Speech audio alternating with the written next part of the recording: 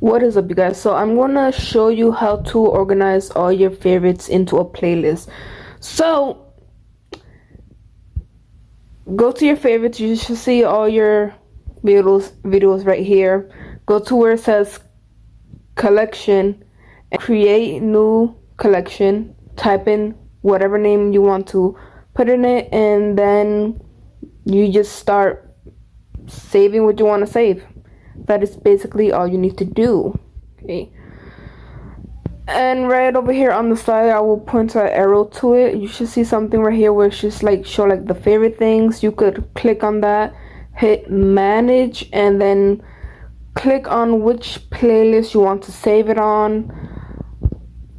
And it should be right there. It's pretty easy. Again, I would have arrows showing what you need to do. Okay, so if this helped, make sure to like and subscribe. Thank you for watching.